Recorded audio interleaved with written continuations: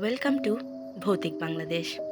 গত পর্বে ভৌতিক গরু পার্ট ওয়ানে আমরা জেনেছিলাম যে রহিমউদ্দিন যে তার নতুন গরুটিকে নিয়ে এসেছিল, সেই গরুটিকে গোয়াল ঘরে খাবার দিয়ে এসেছিল, কিন্তু সে ভেতরে যেয়ে অবাক হয়ে যায়।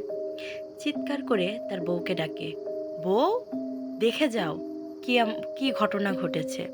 তার বউ দৌড়ে আসে কি ঘটনা ঘটেছিল সেটা জানার জন্য। দৌড়ে এসে তো সেও দেখে অবাক, আশ্চর্য, নতুন গরু কোনো খাবারেই মুখ লাগায়নি, না খড়কুটোতে, না ঘাসে, না পানিতে। সকাল গড়িয়ে দুপুর, দুপুর গড়িয়ে সন্ধ্যা, অথচ এখনও কোনো খাবারে মুখ লাগায়নি। আশ্চর্য, গরুটির কি ক্ষুধা পায়নি? আর সামনে খাবার দেখেও গরুটি খাবারে কোনো মুখই লাগায়নি। তখন রহিমউদ্দিনের বউ বলছে, হয়তো নতুন জায়গা, তাই মানিয়ে নিতে সময় লাগছে। সে হয়তো নিজের বাড়ির মালিককে খুঁজছে, এই জন্য আমাদের দেওয়া খাবারে এখনও মুখ লাগায়নি। রহিমউদ্দিন বলল, হতে পারে। আচ্ছা, আমরা চলো গরু দুটোকে গোয়ালে তুলি। সন্ধ্যা হতে চলল। এদিকে পুরান গরু দুটি, তার নিজের যে গরু দুটি ছিল, সে গরু দুটি গোয়ালের ভিতরে ঢুকতেই যাচ্ছে না। দড়ি দিয়ে টেনে হিচড়ে কোনোভাবেই তাকে নেওয়া যাচ্ছে না। মনে হচ্ছে গরু দুটোর মধ্যে অনেক শক্তি হয়ে গেছে, যেন তারা কোনো কিছু দেখে ভয় পেয়ে গেছে। তারা গোয়ালের মধ্যে কিছু দেখেছে হয়তো, ঢুকতেই চাচ্ছে না। জোরে জোরে চিৎকার করছে, হাম্বা হাম্বা, না, তাদেরকে কোনোভাবেই গোয়ালের ভেতরে ঢোকানো যাচ্ছে না। রহিমউদ্দিন এবং তার বউ দুজনেই ক্লান্ত হয়ে বসে পড়ল। এদিকে সন্ধ্যা পেরিয়ে গেছে, না, গরু দুটোকে কোনোভাবেই গোয়ালের ভেতরে তোলা গেল না। তখন তারা বাধ্য হয়েই গরু দুটোকে তাদের শোবার পাশের একটা রুমে সেখানে নিয়ে গেল। এদিকে আগেই বলেছিলাম যে রহিমউদ্দিনের বাড়িতে তার বউ ছোটোখাটো একটা খামার করেছে। তো ওই রাত্রে তারা খেয়ে দিয়ে বাচ্চা নিয়ে শুয়ে পড়ল। সকালে উঠেই রহিমউদ্দিনের বউ চিৎকার জুড়ে দিল। সে কি ভীষণ চিৎকার! কি হয়েছে? রহিমউদ্দিন দৌড়ে বাইরে বেরিয়ে এলো দেখার জন্য যে কি এমন হয়েছে যে তার বউ এত চিৎকার চেঁচামেচি জুড়ে দিয়েছে। সে দৌড়ে বাইরে আসতেই দেখছে তার যতগুলো মুরগি ছিল, কে যেন মুরগিগুলোর ঘাড় ভেঙে রেখে দিয়েছে। ভাঙাটাও কেমন যেন অদ্ভুত, দেখে বোঝাই যাচ্ছে না শিয়ালে ভেঙেছে, না বেজিতে ভেঙেছে, কেমন যেন। আর আহ, একটু মানে রক্ত বের হয়নি। সে তো অনেক চিৎকার চেঁচামেচি শুরু করেছে, রহিমউদ্দিনের বউ এতগুলো মুরগি মারা গেছে। ঠিক আছে, সেদিনের মতো ঘটনা এখানেই শেষ। পর 2 দিন পরেই, পরের দিন আবার রহিমউদ্দিনের বউ চিৎকার চেঁচামেচি শুরু করেছে। না, রহিমউদ্দিন আবার দৌড়ে এসে দেখছে তার যতগুলো হাঁস ছিল, হাঁসগুলোরও একই অবস্থা। সেম ওয়েতেই কেউ যেন হাঁসগুলোরও ঘাড় মোটকে রেখে দিয়েছে। পরপর এই 2 দিনের ঘটনায় রহিমউদ্দিন এবং তার বউ ভীষণ চিন্তিত। এমন তো হওয়ার কথা না, সে অনেক দিন যাবতই এই হাঁস মুরগি পালন করছে। না, হতে পারে কোনো শেয়াল বা আহ, গাওড়া জাতীয় কোনো প্রাণী হাঁস মুরগিগুলোকে মেরে রেখেছে। এদিকে আরেকটা ঘটনায় তারা আরও বেশি চিন্তিত। গরু দুটো কোনোভাবেই নতুন গরুটার কাছেও যাচ্ছে না। এদিকে সেই যে প্রথম দিন গরুটিকে খাবার দেওয়া হয়েছে, পানি দেওয়া হয়েছে, সেই খাবার আর পানি একই রকম রয়ে গেছে। মানে নতুন গরুটি খাবারে কোনোভাবেই মুখ দেয়নি, সে খাচ্ছেও না।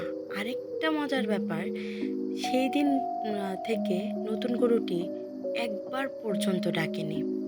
এরকম কেন হচ্ছে? কিন্তু এই 2 দিনের ঘটনায় রহিমউদ্দিন এবং তার বউ এত বেশি চিন্তিত আর আহ, উদ্বিগ্ন যে তারা ওই নতুন গরুটি এই অস্বাভাবিক আচরণ কোনোভাবেই খেয়াল করেনি। তারা তার ওই মুরগি, তারপরে হাঁস, এরা যে মারা গেছে এই বিষয়টা নিয়েই তারা চিন্তিত। পরদিন রহিমউদ্দিন মাঠে গেল কাজে। আর রহিমউদ্দিনের বউ সে ধান শুকানোর জন্য বাড়ির বাইরে উঠোনে। দুপুরে যখন রহিমউদ্দিনের বউ রান্নার জন্য আম, রান্নাঘরে ঢুকছে, এমন অবস্থায় সে আরও বিকট চিৎকার। কি হয়েছে? হয়েছে কি, ছাগলের গলা কাটা, আর বোঝাই যাচ্ছে যে অনেক রক্ত পড়েছিল। কিন্তু এটাও স্পষ্ট যে কেউ একজন রক্তটাকে চেটে খেলে যেরকম মাটিতে দাগ হয়, বা হাত দিয়ে নেপে দিলে যেরকম দাগ হয়, সেরকম দাগ হয়ে আছে। না, রহিমউদ্দিনের বউকে এবার কোনোভাবেই আর সান্ত্বনা দেওয়া যাচ্ছে না। প্রথমে তার মুরগি, তারপরে তার হাঁস, এবার তার শখের ছাগলটিও গেল। এদিকে দুপুরের খাবার নিয়ে যেতে দেরি দেখে রহিমউদ্দিন একটু উদ্বিগ্ন হয়ে গেল।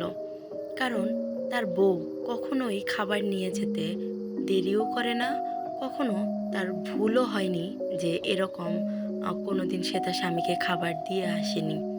এরকম ঘটনাও কখনো ঘটেনি। আজ দুপুর গড়িয়ে বিকেল, বিকেল গড়িয়ে সন্ধ্যা, কিন্তু তারপরেও রহিমউদ্দিনের বউয়ের কোনো দেখা নেই। এতে রহিমউদ্দিন একটু উদ্বিগ্নই বটে, কারণ গত দুদিন যাবৎ তার বাড়িতে অদ্ভুত কিছু ঘটনা ঘটে যাচ্ছে। তো সন্ধ্যায় কাজ শেষে রহিমউদ্দিন বাড়ি ফিরছে। রাস্তায় সে বড় চিন্তিত। কি এমন হলো? বউ তো কখনো খাবার নিয়ে আসতে দেরি করে না। আজ দেরি তো দূরের কথা, সে খাবারটাই নিয়ে আসেনি। তাহলে কি বাড়িতে নতুন কোনো সমস্যার সৃষ্টি হলো? না, কোনোভাবেই সে তার মনকে শান্ত করতে পারছে না। সে উদ্বিগ্নর বশতায় তাড়াতাড়ি করে বাড়ির দিকে রওনা। যেই ভাবা সেই কাজ। বাড়িতে ঢুকে দেখে তার বউ মন মরা বসে বসে শুধু কাঁদছেই আর কাঁদছেই। এদিকে রহিমউদ্দিনকে দেখে তার বউ যেন আরো কান্না জুড়ে দিল। ওর কান্না দেখে রহিমউদ্দিন ভয় পেয়ে গেল। কি ব্যাপার, এরকমভাবে কান্নাকাটি কেন করছে? পরে সে তার বউকে সান্ত্বনা দিল, তুমি কান্না করো না, আমাকে আগে বলো, বলো আমাকে কি হয়েছে। তুমি না বললে আমি কিভাবে বুঝবো যে কি হয়েছে, তুমি কেন কাঁদছো? পরে রহিমউদ্দিনের বউ কান্না থামিয়ে তার স্বামীকে সব বিস্তরে জানায়। কি, ছাগলটাকে এভাবে কে মারলো? বাড়ির মধ্যে কে এসেছিল? রহিমউদ্দিনের বউ কাঁদতে কাঁদতে জবাব দেয়, কেউ আসেনি। আমি বাইরেই ধান শুকোচ্ছিলাম, কাউকে ঢুকতে দেখিনি। আর অন্য কোনো দিক দিয়ে ঢোকার তো তেমন কোনো রাস্তা নেই যে কেউ ঢুকবে। আর আমাদের সাথে কারো তো কোনো শত্রুতাও নেই যে আমাদের শখের মুরগি, হাঁস, ছাগল এগুলোকে এক এক করে মেরে দিবে। এগুলোর উছিলায় আমরা তো অনেক ভালো চলছিলাম, বলো। রহিমউদ্দিন তার বউকে সান্ত্বনা দিল, সবুর করো, হয়তো আল্লাহ আমাদের কোনো পরীক্ষা নিচ্ছে। এভাবেই আরও কয়েকটি দিন অতিবাহিত হলো। এখন সবাই বিষয়টা খেয়াল করলো যে তার নতুন গরুটাকে বাইরে আনতে চাইলেও সে বেরোতে চায় না, গোয়াল ঘরেই আবদ্ধ থাকে। বেরোতে নিলে সে তখন চিৎকার চেঁচামেচি, তার শরীরে আরও যেন শক্তি বেড়ে যায়। এদিকে সেই প্রথম দিনের খাবারটা এখনও অস্পৃষ্টই আছে। বোঝা যায় যে সেখান থেকে একটা খড়কুটোতেও মুখ দেওয়া হয়নি। না, গরুটা এরকম কেন করছে? খাচ্ছে না, কিছুই খাচ্ছে না। গরুটি এনে রহিমউদ্দিনের চিন্তার যেন কোনো শেষ নেই। একে তো তার হাঁস, মুরগি, ছাগল সবই কে যেন মেরে রেখে গেছে। তারপরে নতুন সমস্যা তৈরি করেছে এই গরু।